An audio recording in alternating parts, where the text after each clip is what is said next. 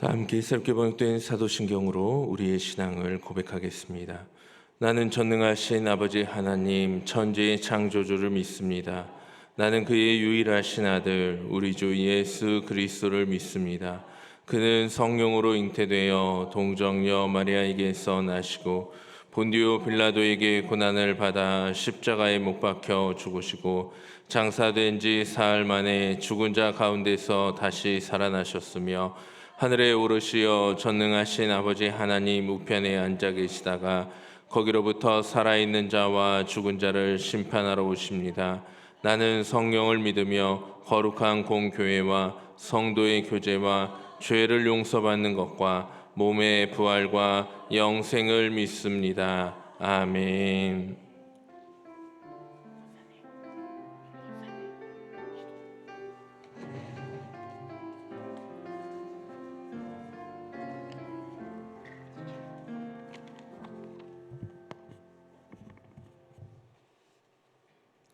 진리와 은혜가 풍성하시며 살아서 역사하시는 하나님 아버지, 10월 아름다운 계절에 하나님이 택하신 주의 성도들이 삶의 현장과 일상에서 잘 살아낼 수 있도록 돌봐주시고 지켜주셔서 복되고 거룩한 주일 찬양 예배를 드리게 하시니 찬양과 감사와 영광을 올려드립니다. 하나님 아버지, 이 시간 이 자리에 임재하여 주셔서 저희들의 예배를 기쁘게 받아 주시옵소서.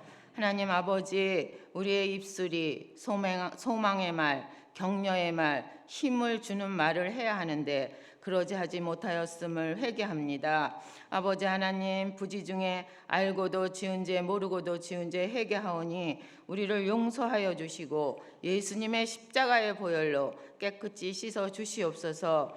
하나님 아버지, 성도님들을 위하여 기도드립니다. 우리 처지와 형편을 다 아시는 주님, 마음의 상처와 말 못할 어려움, 또한 육신의 연약함이 있습니다. 환난과 고통 중에도 주님을 바라봄으로 소망을 갖게 하시고 예수님만이 해결자이시고 답이오니 말씀과 기도가 기준이 되어 기도 드릴 수 있는 저희들이 될 수 있도록 우리 하나님 함께하여 주시옵소서. 그리하면 주님이 크게 역사하셔서 믿음의 강건함을 저희들에게 주시옵소서. 또 하나님 아버지, 성령이 말할 수 없는 탄식으로 우리를 위해 간구해 주셔서 우리의 나아갈 길을 밝히 보여주시고 오직 하나님만이 우리를 위하여 간구하여 주시오니 우리 하나님께 하나님 나아가는 우리들이 될 수 있도록 우리 하나님 함께하여 주시옵소서. 아버지 하나님, 우리를 존귀케 하시는 이는 오직 하나님 뿐이오니 어떠한 상황에서도 우리가 하나님의 사랑에서 빼앗을 수 없는 은혜와 아버지 응답을 주시니 감사합니다. 하나님 아버지, 지난주에는 교회 창립 110주년 기념 부흥성회를 개최하여 뜨거운 은혜와 말씀 잔치에 동참하게 하시니 감사합니다. 우리가 주님께서 하셨습니다라는 고백을 하게 하시니 감사합니다. 부흥회가 계기가 되어 우리 교회가 건강한 교회, 또한 아버지 하나님 더불어 교인들이 일어나게 하시고 기도가 더 살아나게 하시옵소서. 기도는 영적 호흡이라고 하셨사오니 우리 교회와 이 나라와 민족과 우리 또 세계를 품고 기도하는 교회가 되게 하여 주시옵소서. 하나님 아버지, 수능생을 위해 기도합니다. 수험생을 위한 50일 기도 챌린지에 동참하게 해주시니 감사합니다. 그동안 입시를 위하여 오랜 기간 동안 땀과 노력으로 준비하고 열심히 공부하였는데 하나님 보시기에 합당한 좋은 결과를 주시옵소서. 하나님 아버지, 위 목사님을 위하여 기도합니다. 영육간에 강건함 주시고 목회하실 때에 피곤치 않도록 함께하여 주시며 그 가정에도 함께하여 주시옵소서. 또한 아버지 하나님, 준비될 말씀을 전하시는 이육 목사님 영력을 더하여 주셔서 듣는 우리는 그 말씀을 힘입어 이 세상을 이기고 주님과 동행하는 평안을 누리는 삶을 살게 하여 주시옵소서. 부목사님들과 교육자님들에게도 동일한 은혜 허락하여 주시옵소서. 아버지 하나님, 에이레나 중찬단의 찬양을 흠양하여 주시고 하나님을 영화롭게 하며 이 시간 모든 성도들에게 참 평화가 임하는 시간 되게 하여 주시옵소서. 이 모든 말씀 의로우신 예수 그리스도 이름으로 기도하였습니다. 아멘.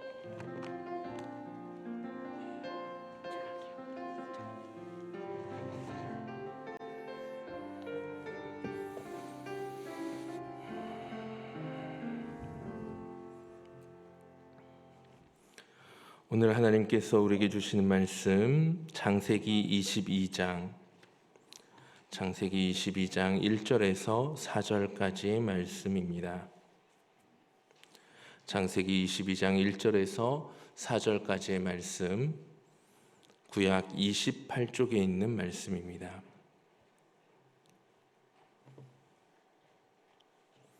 창세기 22장 1절에서 4절 기록된 하나님의 말씀 우리 한 절씩 교독하여 읽도록 하겠습니다. 제가 먼저 1절 말씀 읽도록 하겠습니다. 그 일 후에 하나님이 아브라함을 시험하시려고 그를 부르시되 아브라함아 하시니 그가 이르되 내가 여기 있나이다.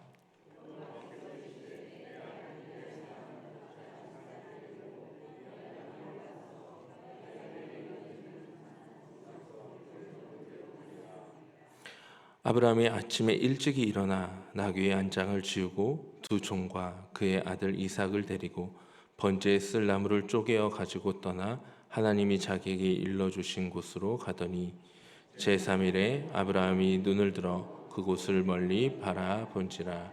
아멘.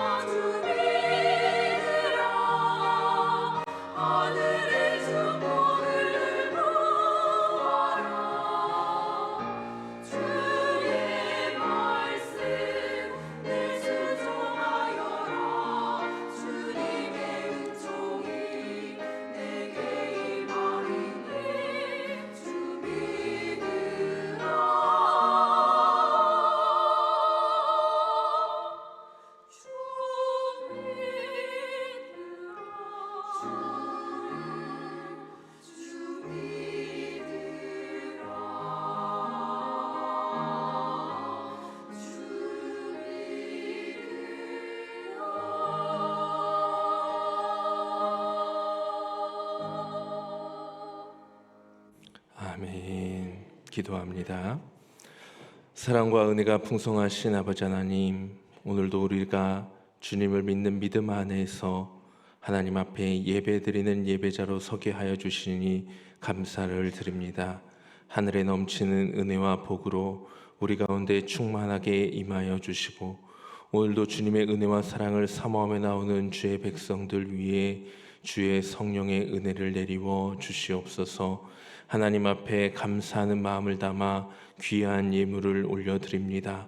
하나님께 받은 은혜와 사랑이 너무나 크기에 우리의 정성을 모아서 주님 앞에 예물을 올려드리오니, 하나님이 이 예물을 주님께서 기쁘게 흠양하여 주시고, 이 예물이 쓰여지는 곳마다 하나님의 나라와 주의 뜻이 아름답게 이루어지게 하여 주시옵소서.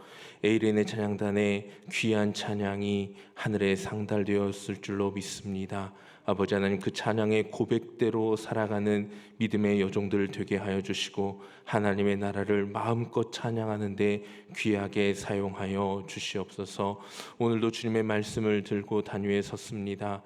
주여 말씀하여 주옵소서. 전하는 자와 듣는 자 모두 다 주의 말씀 앞에 서게 하여 주시고, 이 말씀이 우리에게 내리워졌을 때 그 말씀에 순종함으로 하나님을 온전히 기쁘시게 하는 우리 모두가 되게 하여 주시옵소서. 이 모든 말씀 우리 주님 예수 그리스도의 이름으로 기도하옵나이다. 아멘. 오늘 우리가 함께 나눈 이 본문의 말씀을 전체적으로 묵상을 하다 보면 우리가 평소에 알고 있는 하나님과 매우 다른 모습을 우리가 볼 수 있게 됩니다. 이 하나님이 과연 우리가 평상시에 믿고 고백하고 알고 있는 하나님이 과연 맞으실까라는 생각이 들게 됩니다. 정말 우리 하나님이 이러한 명령을 그가 사랑하시는 아브라함에게 내리신 명령이 맞을까라는 고민을 하게 됩니다.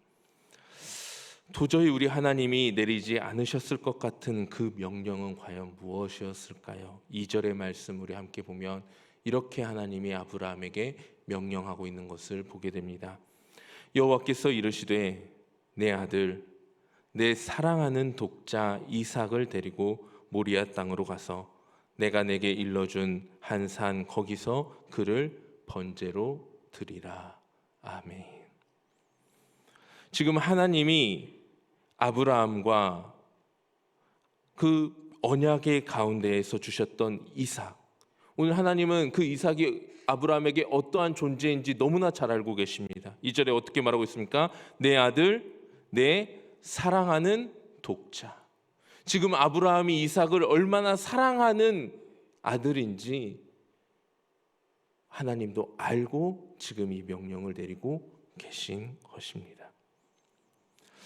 본문이 제사에 대한 규례를 정한 레위기 앞에 나와 있는 말씀이기 때문에 아직 율법이 전체적으로 공문서화가 되기 이전의 일이지만, 사랑과 은혜가 풍성하신 하나님, 자신의 언약을 철저하게 지키시는 신실하신 하나님, 이러한 하나님의 보편적인 성품을 알고 있는 우리로서는 도저히 이해되지 않고 공감되지 않는 명령이 오늘 이 2절에 나와 있는 하나님의 명령입니다. 내가 사랑하는 아들 그 독자 이삭을 번제로 바치라. 그리고 하나님께서 모세를 통하여 주신 율법을 보면 하나님께서 지금 아브라함에게 명령하고 계신 이 사건이 더욱 이해가 되지 않는 것을 우리는 보게 됩니다. 아브라함에게 명령하신, 아브라함에게 지금 이삭을 번제로 드리라라고 이 명령을 하고 있는 하나님과 모세가 하나님의 그 율법을 받아서 기록하였던 레위기와 민수기와 신명기의 그 내용, 그 적었던 그 말씀을 주셨던 하나님이 동일한 하나님이라는 것을 우리가 믿고 안다면 오늘 이 2절의 명령은 더더욱 이해가 되지 않는 명령이 됩니다. 우리 두 곳의 말씀을 함께 살펴보면서 지금 하나님께서 아브라함에게 하신 그 아들 이삭을 모리아 산에서 번제로 드리라라는 이 명령이 얼마나 아브라함에게 잔혹한 일이었는지, 그리고 이 명령이 왜 이해가 되지 않는 명령이었는지를 함께 한번 살펴보고자 합니다. 먼저 레위기 1장 4절에서 6절의 말씀을 우리 함께 한번 살펴보도록 합니다. 레위기 1장 4절에서 6절, 구약 147쪽에 있는 말씀입니다. 한번 여러분 같이 한번 찾아서 보시면 좋을 것 같아요. 앞에 화면도 나오긴 하지만은요, 여러분들의 성경으로 한번 보도록 하겠습니다. 레위기 1장 4절에서 6절, 구약 147쪽. 우리 한번 같이 한번 읽어보겠습니다. 그는 번제물의 머리에 안수할지니 그를 위하여 기쁘게 받으심이 되어 그를 위하여 속죄가 될 것이라. 그는 여호와 앞에서 그 수송아지를 잡을 것이요 아론의 자손 제사장들은 그 피를 가져다가 회막문 앞 제단 사방에 뿌릴 것이며 그는 또 그 번제물에 가죽을 벗기고 각을 뜰 것이요. 아멘. 이 레위기 1장 4절에서 6절은 번제를 어떻게 드려야 하는지에 대한 설명이 나와 있는 말씀입니다. 번제를 드리는 방법은 이러합니다. 번제를 드리고자 하는 사람, 즉 그 번제를 드리고자 하는 죄인, 그 번제를 드리려고 하는 그 사람이 번제물을 가지고 옵니다. 그리고 그 번제물 머리 위에 자신의 손을 얹어 안수를 합니다. 제사장이 하는 것 아닙니다. 번제를 드리는 그 제사를 드릴 사람이 그 제물의 머리 위에 안수를 합니다. 이것은 나의 죄를 이 제물에게 전가하는 겁니다. 내 대신 네가 죽어라, 이겁니다. 제물 위에다가 손을 얹습니다. 그리고 이어 그는 하나님 앞에서 번제물을 잡아 죽입니다. 그리고 제사장들이 그 피를 가져다가 회막문 앞 제단 사방에 뿌립니다. 그리고 여기서부터 잘 보시기 바랍니다. 그 번제물에 가죽을 벗기고 각을 뜨라라고 되어 있습니다. 하나님이 주신 언약의 아들 아브라함이 이삭을 몇 살에 낳았습니까? 100살에 낳았습니다. 이제 더 이상 자식을 기대할 수 없는 나이. 물론 100살에 이 아들을 얻은 것도 기적입니다. 그런데 그로부터 이 사건이 있는 것이 약 15에서 20년 사이, 그러니까 아브라함이 지금 115살에서 120살 정도가 되었을 때라고 추정을 하고 있습니다. 이때에 더 이상 이제는 아들을 낳을 수 없는 그 상황 가운데에서 하나님께서 언약의 선물로 주신 아들을 잡아 죽이라는 명령도 도저히 이해가 되지 않는데, 하나님의 제사의 방법대로 그 제사를 드려야 한다면 그 번제로라는 그 번제를 드리는 방법대로 이 아들을 번제로 드려야 한다면 그 죽인 아들의 가죽을 자기 손으로 벗겨야 하고, 여기서 각을 뜬다라고 하였는데 각을 뜬다라는 것은 뼈 마디마디를 자기가 손수 잘라내야 한다라는 것입니다. 이 상황이 정상적으로 받아들여지십니까? 우리가 사랑의 하나님, 은혜의 하나님, 신실하신 하나님, 좋으신 하나님, 그렇게 외치고 있는 그 하나님이 지금 아브라함에게 내리신 명령이 무엇입니까? 자기 아들을 죽여서 가죽을 벗기고 마디마디를 잘라서 불태워서 제사로 드리라. 그런데 또 다른 말씀인 신명기의 말씀을 보면 이 하나님의 명령은 더더욱 이해가 되지 않습니다. 신명기 말씀을 한번 가보도록 하겠습니다. 신명기 12장 31절의 말씀, 구약 283쪽에 있습니다. 신명기 12장 31절. 이 말씀을 우리가 찾아서 함께 한번 읽어보도록 합니다. 신명기 12장 31절, 앞에 화면도 나와 있는데요. 내 하나님 여호와께는 내가 그와 같이 행하지 못할 것이라. 그들은 여호와께서 꺼리시며 가증히 여기는 일을 그들의 신들에게 행하여 심지어 자기들의 자녀를 불살라 그들의 신에게 드렸느니라. 아멘. 지금 하나님이 꺼리끼고 가증히 여기시는 일이 무엇이라고 이야기하고 계십니까? 자기의 자녀를 불살라 그들의 신에게 드린 그 행위가 하나님은 꺼리끼고 가증히 여겨진다라는 겁니다. 나는 그런 거 안 받으시겠다라는 겁니다. 다른 신들, 그 당시에 고대 근동에 있는 신들은 자기 자녀를 불살라 드리는 일들이 빈번하게 일어났습니다. 자기 신에게 가장 소중한 것을 드린 것이라고 여겼기 때문입니다. 그런데 하나님은 그 일에 대하여 꺼리는 일이다, 가증히 여기는 일이다. 그렇게 말씀하신 하나님이 지금 아브라함에게 어떠한 명령을 하고 계십니까? 자기 자식을 불살라 드리라는 명령을 내리고 계신 것입니다. 이삭을 모리아 산에서 번제로 드리라는 이 하나님의 명령은 이해할 수도 이해되지도 않는 명령입니다. 문자로, 우리가 지금 성경을 글로 읽으니까요, 문자로 이 사건을 대하고 있는 우리의 마음 불편하시죠? 이 문자로 이 글을 읽으면서 이 상황을 우리의 머리로 그리는 것조차도 우리는 불쾌해집니다. 어떻게 자식을 칼로 찔러 죽여서 그 자식의 가죽을 벗기고 각을 떠서 불을, 도저히 상상되지도 않는, 굉장히 마음이 불편해지는 이 상황을 우리가 문자로 봐도 이러할진데, 오늘 이 하나님의 명령을 직접 듣고 있는 아브라함의 마음은 어떠했을까요? 꿈에 그리던 하나님의 언약의 성취인 아들 이삭, 100세에 하나님께서 약속으로 주신 아들 그 이삭을 모리아산이라는 그 장소에서 죽이고 가죽을 벗기고 각을 떠서 불에 태우라는 이 명령을 직접 들었던 아브라함의 마음은 어떠했을까요? 오늘 본문 1절에 보면 이렇게 기록됩니다. 그 일 후에 하나님이 아브라함을 시험하시려고 그를 부르되. 오늘 보면은 하나님은 아브라함을 시험하시기 위하여 이 사건을 계획하셨고 진행하셨다라는 것을 우리는 글을 읽으면서, 성경을 읽으면서 미리 알고 있습니다. 그렇습니다. 우리는 이삭을 모리아산에 가서 번제로 드리라는 이 하나님의 명령이 아브라함을 시험하시려는 분명한 의도가 있다라는 것을 알고 본문을 읽기 때문에 그나마 하나님의 명령을 큰 거부감 없이 읽어 내려갈 수도 있습니다.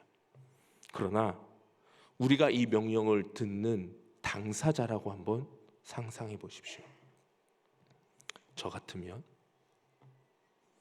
저에게 어느 날 하나님이 찾아오셔서, 저도 하나님의 음성을 너무나 듣고 싶은데요, 이런 음성을 듣는 것은 반갑지 않을 것 같습니다. 어느 날 하나님 저에게 찾아오셔서, 우가, 제 이름이 육인 건 아시죠? 네. 우가, 내가 널 시험하려고 한다. 잘 들어. 이거 시험이야. 시험하려고 명령을 내리니까 놀라지 말고 들어 라고 하면서 너의 아들을 갖다가 번제로 드려. 이렇게 말해도 저는 그 순간 귀를 막아버릴 것 같습니다. 하나님, 잘못 들었습니다. 잘못 들었습니다. 그냥 못 들은 것으로 하겠습니다. 내가 하나님의 음성을 너무나 듣고 싶고 사모하지만 그 명령 저는 안 들은 걸로 하겠습니다. 아니면 사탄이 지금 나를 시험하는, 이거 하나님의 음성이 아니라 사탄의 음성이다. 사탄아 물러가라 하고 그 음성을 거부해 버릴 것 같습니다. 그런데 지금 아브라함은 하나님의 시험이란 사실을 알고 이 음성을 듣습니까? 모르고 듣습니까? 모르고 듣습니다. 아브라함은 지금 자기가 시험 당하는 줄 모르고 이 명령을 듣고 있는 것입니다. 어느 날 갑자기 찾아오신 하나님이 내리시는 이 청천벽력 같은 이 명령에 아브라함의 반응은 너무나 우리를 놀랍게 합니다. 3절입니다. 3절에 이렇게 말씀이 시작됩니다. 아브라함이 아침에 일찍이 일어나 나귀의 안장을 지우고. 도대체 이 사람 뭐 하는 사람일까요? 하나님의 그 청천벽력 같은 명령을 듣고서는 하나님 조금 있다가요, 하나님 조금만 기다려 보세요. 제가 좀 이성적으로 이 상황에 대해서 판단을 해보겠습니다. 하나님의 명령인지 아닌지 내가 그 음성을 분별해 봐야 되겠습니다. 라는 그 어떠한 이야기도 기록되어 있지 않고 하나님의 명령이 들려오고 그 다음날 언제요? 아침 일찍 일어나. 아브라함은 아침에 일찍 일어나 나귀의 안장을 지우고 어떻게 하고 있습니까? 두 종과 그의 아들 이삭을 데리고 번제에 쓸 나무를 쪼개어 하나님이 자기에게 일러주신 곳으로 떠나갑니다. 아브라함은 하나님의 명령에 주저함이 없었습니다. 아브라함은 하나님의 명령에 어떤 핑계도 대지 않았습니다. 어떤 이유를 대지도 않았습니다. 어떻게 해서든지 자신의 방법과 이유를 다 동원해서 하나님의 마음을 한번 돌려보고자 하는 그 어떠한 시도도 성경에는 기록되어 있지 않습니다. 그저 하나님이 명령하시자 그 명령에 따라 순종하는 모습만 오늘 본문을 통하여 우리에게 보여주고 있습니다. 그런데 오늘 본문을 살펴보면 지금 이 아브라함이 머물고 있는 그 땅에서 모리아 산까지 3일이라는 시간이 걸린다라는 것을 알게 됩니다. 아브라함의 마음이 어떠했을까요? 저도 이 설교를 준비하면서 아브라함의 마음이 어떠했을지 끊임없이 상상을 한번 해보았습니다. 이 3일 동안 그 따뜻한 아들의 손을 잡고 걸어갔던 아브라함의 마음이 어떠했을까? 이 손을 다시 잡을 수 있을까? 하나님이 3일이 지나고 나면 모리아산에 도착하고 나면 내가 이 따뜻한 아들 손을 다시 잡을 수 있을까요? 하나님은 왜 나에게 이런 고통을 주시는 걸까? 하나님, 차라리 아브라함 나이가 이제 100살이 너무 훌쩍 넘었잖아요. 하나님, 차라리 산 만큼 산 제가 죽을 테니까 이 아들 좀 살려주시면 안 될까요? 그렇게 기도하진 않았을까? 성경에 나와 있지 않지만 아브라함이 이 3일이라는 시간 동안 그 길을 걸어가면서 아들의 손을 잡고 때로는 얼굴을 쓰다듬으며 얼마나 많은 눈물을 삼켰을까요? 도저히 이해되지 않는 상황, 도저히 받아들여지기 힘든 그 명령, 최대한 느린 발걸음으로 조금이라도 더 아들의 체온을 느끼고 싶은 갈망 속에서 아브라함의 무거운 발걸음은 모리아산을 향하여 나아가고 있습니다. 그리고 성경은 이렇게 말씀합니다. 아브라함이 눈을 들어 그곳을 멀리 바라본지라. 아브라함은 지금 저 멀리 보이는 모리아산이 계속 멀리 보여지기를 소망했을지도 모릅니다. 그냥 계속 모리아산이 멀리 있었으면 좋겠다. 길을 걸어가도 모리아산이 가까워지는 것이 아니라 계속 멀리 보였으면 좋겠다. 그런데 야속하게도 그 걸음을 옮기면 옮길수록 모리아산은 그에게 가까이 다가옵니다. 오늘 우리의 삶의 자리에서도 하나님의 이해되지 않는 명령이 또는 도저히 우리의 머리로는 이해되지 않는 상황이 펼쳐질 때가 있습니다. 나는 최선을 다하여 하나님의 말씀에 따르는 삶을 살아간다고 하는데 나의 삶은 변화가 없어 보이고, 아니 오히려 점점 후퇴해가는 것 같이 보이는 나의 모습 때문에 실망하기도 합니다. 정말 가득 얽매인 실타래가 점점 내 목을 조여오는 것 같은 두려움과 답답함이 우리의 삶을 지배하며 우리를 주저앉게 만들기도 합니다. 기도하면 다 이루어질 것 같은데, 기도하면 내 삶의 문제들이 하나하나 풀려질 것 같은데, 기도해도 변하지 않는 상황들, 우리의 마음을 힘겹게 하고 이 고비만 넘어갈 것 같은데, 이 고비만 넘기면 될 것 같은데 그 소망을 부여잡고 이 고비만 넘기자, 이번만 참고 넘어가자라고 발버둥을 치며 나아가는데 그 산을 넘었더니 더 큰 산이 우리의 눈앞을 가로막기도 합니다. 그렇다면 왜 하나님은 아브라함에게 또 저와 여러분에게 도저히 이해되지 않는 명령을 내리시고 또 납득되지 않는 그 상황 가운데 우리를 가만히 서 있게 하시는 것일까요? 아브라함과 이삭이 모리아 산에 도착하여 산을 오르기 시작하자 이삭은 아버지에게 질문을 합니다. 아마 이삭도 하나님께 드리는 번제가 어떻게 드려지는 제사인지 너무나 잘 알고 있었던 것 같습니다. 아버지, 불과 나무는 여기 있습니다. 그런데 번제할 어린 양이 어디에 있습니까? 번제할 제물이 없지 않습니까?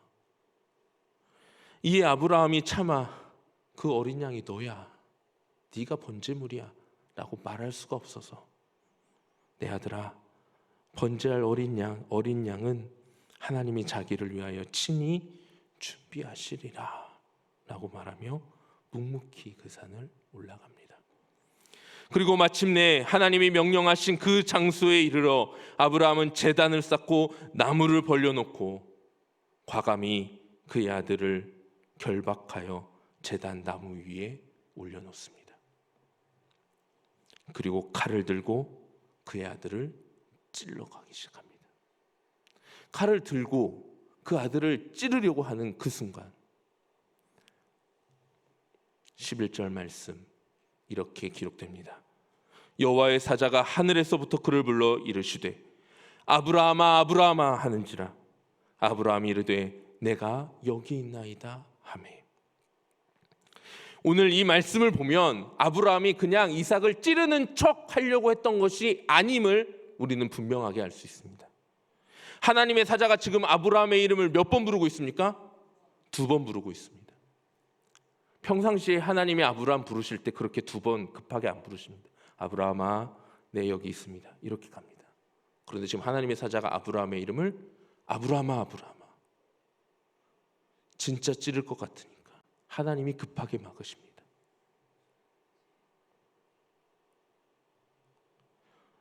그리고 하나님은 이제 되었다, 이제 알았다, 이제 끝났다. 그리고 그의 시험을 종료하여 주십니다. 12절 사자가 이르시되 그 아이에게 내 손을 대지 말라, 그에게 아무 일도 하지 말라. 내가 내 아들 내 독자까지도 내게 아끼지 아니하였으니 내가 이제야 내 하나님을 경외하는 줄을 아노라. 아멘. 하나님은 이제 너의 본심을 알았다라고 말씀하시며 그 시험을 마치십니다. 그런데 그 본심이 무엇이었습니까? 지금 아브라함의 어떠한 본심을 하나님이 알았다라는 것입니까? 내 아들, 내 독자까지도 내게 아끼지 아니하였으니, 이게 아브라함의 본심이었다라는 겁니다.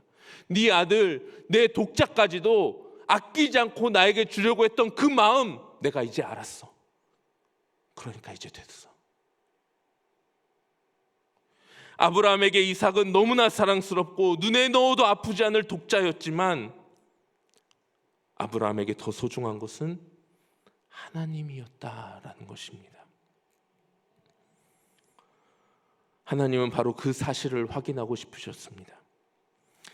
이 세상 수많은 사람들이 그 무엇보다 하나님을 사랑한다고 외치고 있지만 그 가운데 진짜 나를 사랑하는 그 한 사람, 이 세상 그 무엇보다도 나를 사랑하는 그 한 사람의 마음, 그 마음을 하나님은 확인하고 싶었던 것입니다. 그리고 그 사랑을 확인하였던 아브라함을 향하여 하나님은 나의 벗이라 라고 그렇게 외치십니다. 이사야 41장 8절에 보면 이런 말씀이 기록되어집니다. 화면을 한번 보시면은요, 그러나 나의 종 너 이스라엘아, 내가 택한 야곱아, 나의 벗 아브라함의 자손아. 아멘.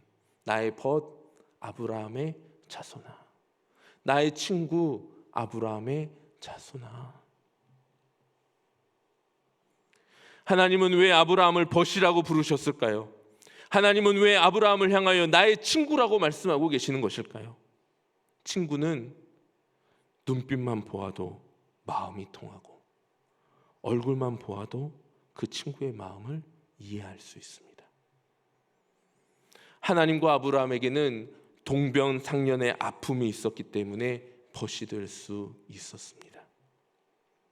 바로 나의 벗을 위하여, 나의 친구를 위하여 아낌없이 독자를 내어준 고통을 함께 느꼈기 때문입니다.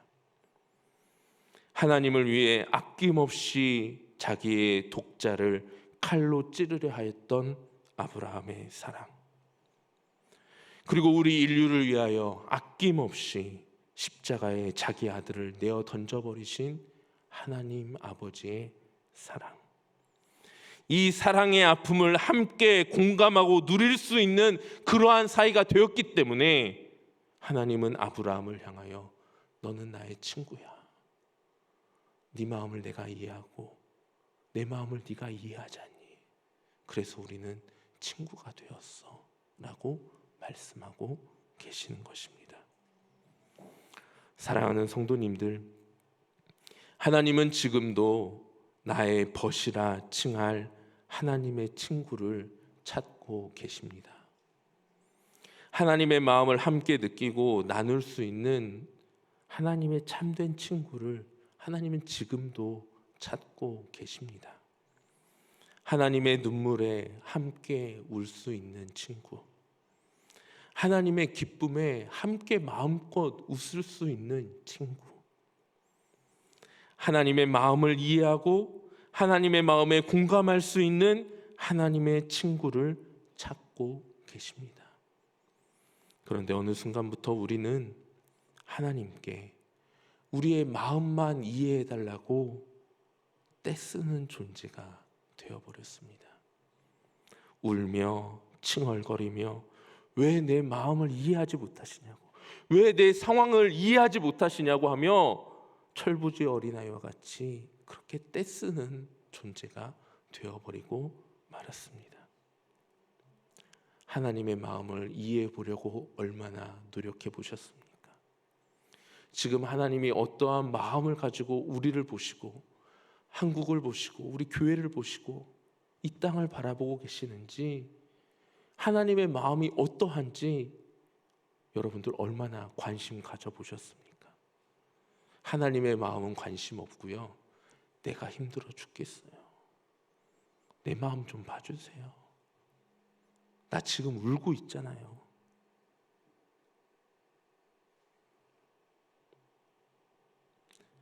그러나 이때 이 악하고 험한 세대 속에서 하나님의 눈물에 함께 눈물로 가슴 아파할 그 한 사람,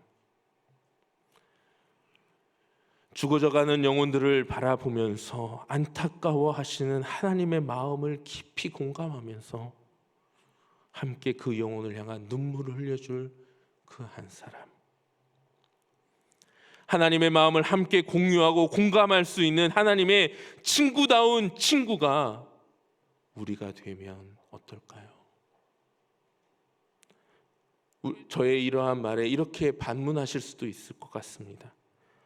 목사님, 어떻게 우리가 감히 하나님과 친구가 될 수 있습니까? 네, 그렇게 충분히 생각할 수 있습니다. 어떻게 우리가 감히 하나님과 친구를 할 수 있을까요? 그런데 제가 바이블 백신 성경 공부를 진행하고 있는데요, 이 성경 공부를 준비하면서 창세기 1장 26절을 묵상을 한 적이 있었습니다. 창세기 1장 26절에 보면 이렇게 기록이 됩니다. 하나님이 우리가 우리의 형상을 따라 우리의 모양대로 우리가 사람을 만들고 그들로 바다의 물고기와 하늘의 새와 가축과 온 땅과 땅에 기는 모든 것을 다스리게 하자라고 말씀하십니다. 하나님이 우리가 우리의 형상을 따라 우리의 모양대로 우리가 사람을 만들자라고 말씀합니다. 이 말씀을 가만히 묵상하면서 하나님의 놀라운 은혜를 제가 깨닫게 되었습니다. 아, 하나님은 우리와 함께 나누고 싶으시구나. 함께 느끼고 싶으시구나. 하나님이 느꼈던 그 감정, 이 온 우주 만물 천지 창조를 하시면서 보시기에 좋았더라, 보시기에 좋았더라, 보시기에 좋았더라라고 했던 그 아름다운 우주 만물을 지으시면서 느꼈던 그 벅찬 감정, 우리의 형상대로 만든 그 사람과 함께 보면서 진짜 잘 만드셨네요. 진짜 아름답네요. 진짜 좋네요. 라고 함께 그 하나님의 마음을 누리고 나눌 수 있는 그 존재, 유일한 존재가 나구나. 함께 울고 함께 웃고 함께 즐거워하고 하나님의 감정을 함께 느끼는 존재, 하나님의 마음을 함께 이해할 수 있는 유일한 존재로 우리 인간을 지으셨다라는 사실을 깨닫게 되자 하나님의 그 큰 사랑과 은혜가 더 깊이 느껴지게 되었습니다. 우리가 감히 하나님을 모두 이해할 수는 없겠죠. 이 우주 만물을 다 담으시는 하나님의 마음을 정말 간장 종짓그릇보다 작은 이 마음이 어떻게 다 이해할 수 있겠습니까? 그렇지만 우리의 그 작은 마음들이 모여지고 또 모여지고 또 모여지면 하나님의 그 크고도 놀라운 사랑에 감격하며 감사하며 감동함으로 찬송과 영광을 올려드린다면 하나님은 그것만으로 충분히 기뻐하시는 분이십니다. 오늘 하나님께 감히 고백해 봅니다. 하나님, 하나님의 신실한 친구가 되고 싶습니다. 하나님, 하나님의 진실한 친구가 되고 싶습니다. 하나님, 하나님의 마음을 깊이 공감할 수 있는 하나님의 친구가 되기를 원합니다.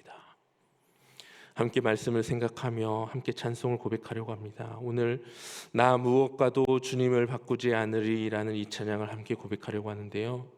이 찬양의 가사가 딱 그렇습니다. 나 무엇과도 주님을 바꾸지 않으리, 다른 어떤 은혜 구하지 않으리, 오직 주님만이 내 삶의 도움이시니 주의 친구 되기 원합니다.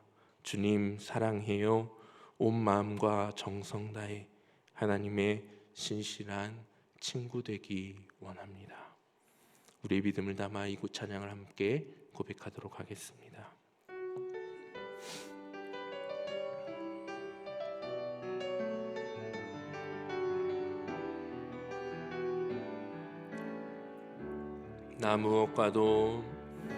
나 무엇과도 주님을 바꾸지 않으리, 다른 어떤 은혜 구하지 않으리, 오직 주님만이 내 삶의 도움이시니 주의 얼굴 보기 원합니다. 주님 사랑해요. 주님 사랑해요.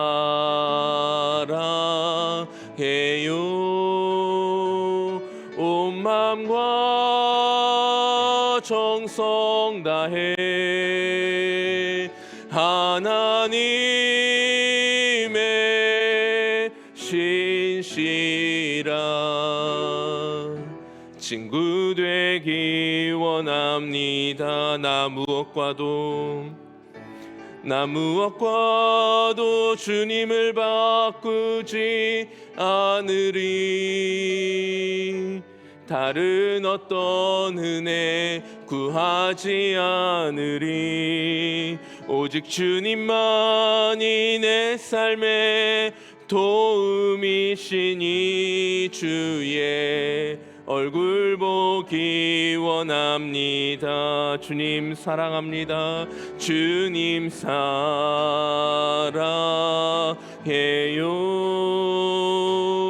온 마음과 정성 다해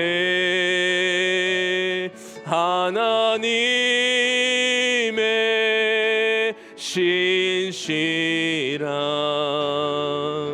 친구 되기 원합니다. 주님 사랑합니다. 주님 사랑해요.